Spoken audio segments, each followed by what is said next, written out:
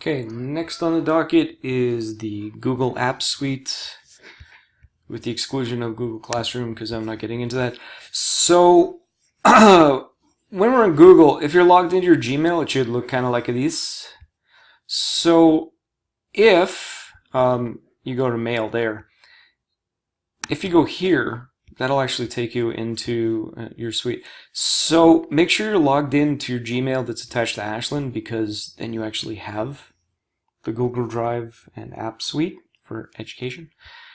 So again, if I go to Drive, that's going to be like basically a warehouse of all my stuff. Okay, it's a virtual drive of all the stuff in the world that I use on a daily basis. But then we have this new over here. So under new, we can organize our stuff, or we can do Google Docs, Google Sheet, Google Slides, and then more. And more is going to be forms, and we're going to do that in the next section on assessment. So I'm going to start with Google Docs. What's cool about Google Docs is you can collaborate with a whole bunch of people at the same time. So if I do shared document, and let's say I start working on this with just by myself, and I'm working on a manuscript to publish, I can write something like, I don't know, blah, blah, blah, dot, dot, dot, dot, dot.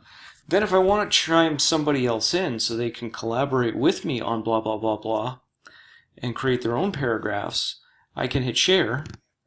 And then I can look for anybody who's either in my contacts or on Ashland's system. Of course, I can also share it with anybody in the world. So if I wanted to, I could say, can edit, if I get shareable link, I can have anybody on the internet, or anyone on the internet can access it and edit it, so the whole world could work on the same document. Amazing, right? So if I do that,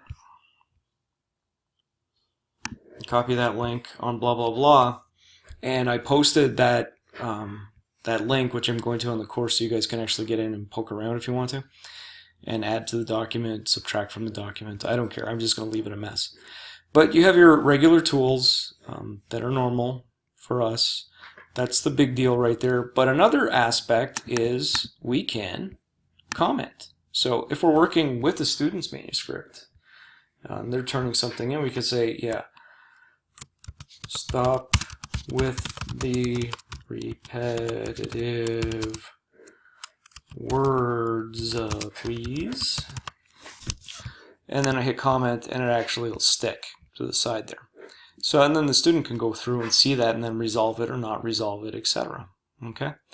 Again, if I want to invite some individual person, right? So let's say I want somebody, a limited group rather than everybody in the world seeing it and editing it, right? So if I, I wonder if Coop's still on the system. Yeah, so Coop's a former student who's going to come back and do his graduate work.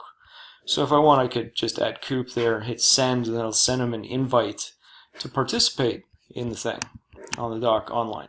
So we can all be working in real time at on the same document at the same time. Okay, so really good in terms of collaboration. All right, so that's basically what we're doing, and you'll see all changes are saved, so it automatically saves.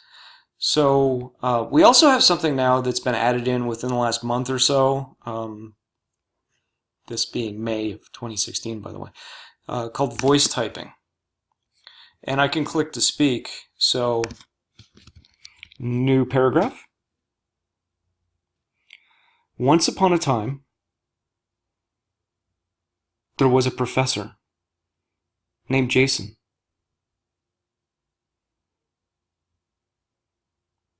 Period. He had way too much time on his hands.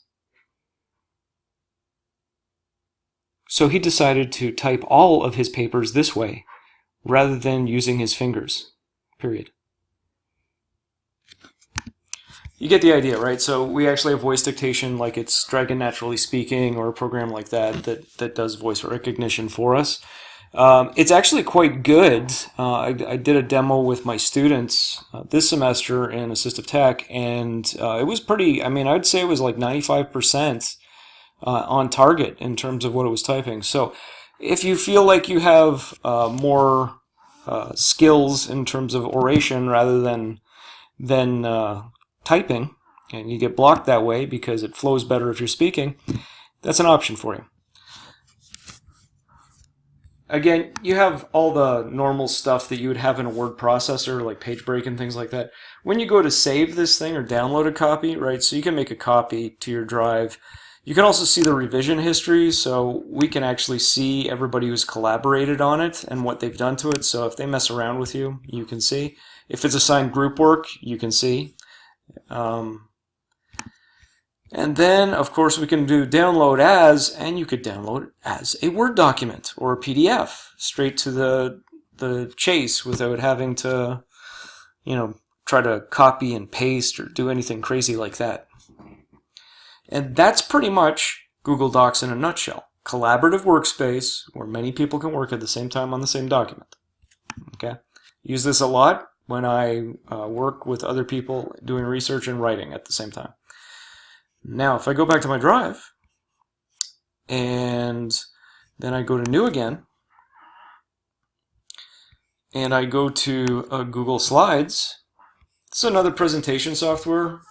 So just like PowerPoint or Prezi, it allows us, again, to do that. I like to use self-correcting tasks on it, so I like to build flashcards.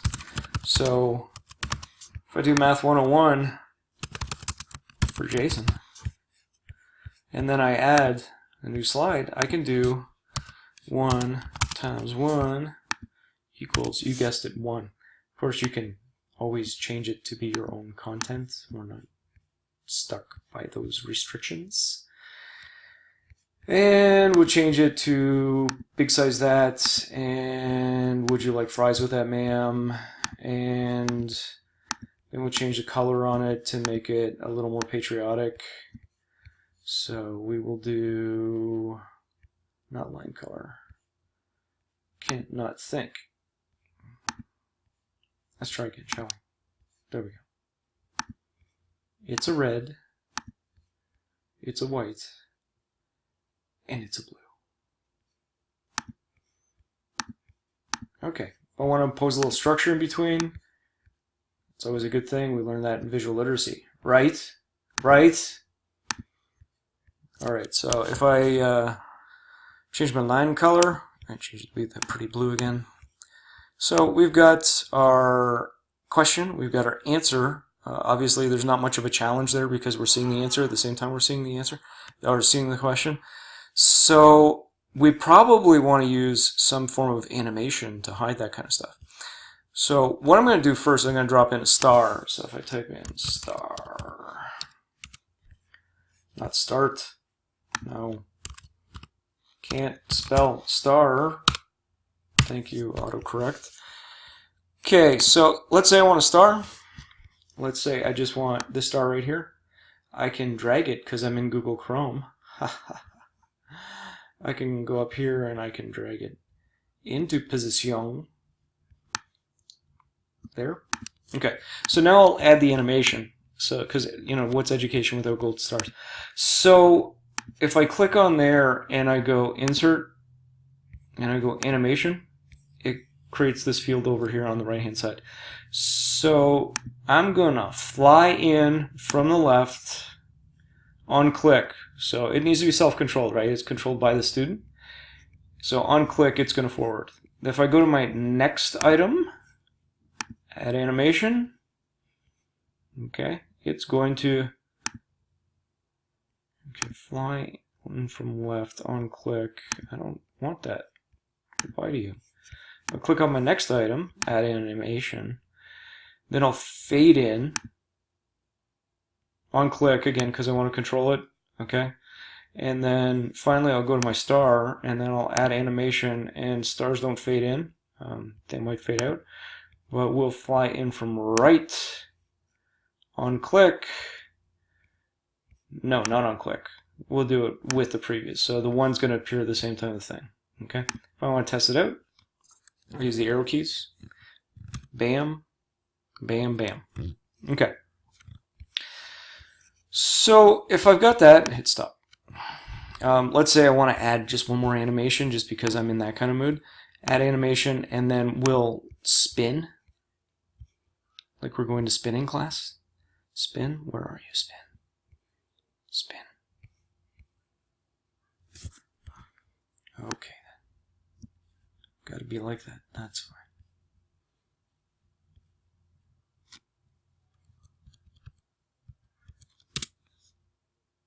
Zoom in. I want to zoom in.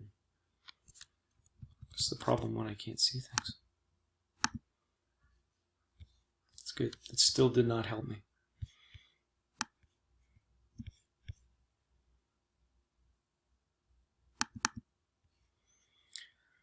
Okay, I'll just do it with previous zoom in. That's fine.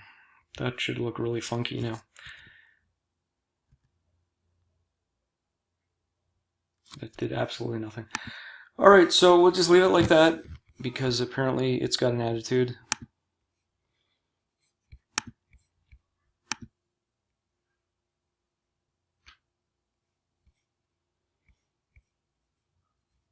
Sorry, apparently my scroll's not working too well for some reason, so I've lost my scrolling. Alright, so if I go over here,